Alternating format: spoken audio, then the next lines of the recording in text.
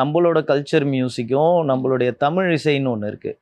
So நிறைய பேருக்கு இப்போ நிறைய கம்போசர்ஸ் வராங்க, நல்லா பண்ணுறாங்க, ரொம்ப அழகாக பண்ணுறாங்க. பட் மோஸ்ட்லி அவங்க வந்து கொஞ்சம் வெஸ்டர்னை வந்து இன்ஃப்ளூயன்ஸ் பண்ணுறாங்க. ஏன்னா இப்போ இருக்கிற ஜென்ரேஷனும் வெஸ்டர்ன்ஸ் நிறைய கேட்குறாங்க. ஈவன் ஜென்சி கேட்டகரியிலேருந்து எல்லாருமே தே ஆர் கொஞ்சம் பெப்பியாக, கொஞ்சம் கிறிஸ்பியாக ஒரு சவுண்டிங், ஃபாஸ்ட் பீட்டு, ஆஃப்ரோ இந்த மாதிரிலாம் அவங்க கொஞ்சம் கம்பைன் பண்ணும்போது கேட்சி ஆகுது டக்குன்னு. அவங்களுக்கு ரீல்ஸ் கண்டென்ட் கிடைக்குது, கொஞ்சம் என்ன சொல்கிறது, ட்ரெண்டிங்க்கு ரிலேட்டடாக இருக்குது. அங்கே ஹூக் ஸ்டெப் போடுறதுக்கு இந்த மாதிரியான விஷயங்கள் பேஸ் பண்ணி ஸோ அவங்க போகிறதுனால இந்த தமிழ் இசையை வந்து தமிழோட கலாச்சாரத்துக்குன்னு ஒரு சில இன்ஸ்ட்ருமெண்ட்ஸ்லாம் இருக்குது. ஸோ அதில் கொஞ்சம் அவங்க வந்து ஃபோக்கஸ் மிஸ் பண்ணுறாங்களோன்னு தோணுது எனக்கு.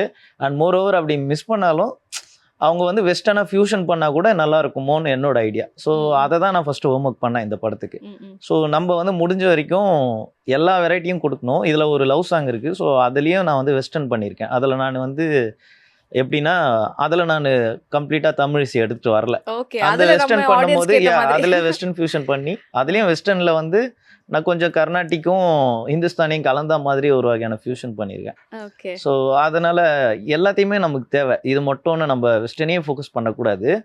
இந்த மாதிரி துள்ளலான இசையை, இந்த மாதிரியான ஒரு ஹூக் போடுற ஸ்டெப்பை நம்ம தமிழ் இசையிலையும் பண்ண முடியும். அதுக்கேற்ற மாதிரி நம்ம கொஞ்சம் வித்தியாசமாக பண்ணணும்னு சொல்லிட்டு ஃபஸ்ட்டு நான் எடுத்துக்கிட்ட டைம் அதுதான். ஹோம்ஒர்க் வந்து தமிழ் இசையை ஃபோக்கஸ் பண்ணி பண்ணணுன்ட்டு தான்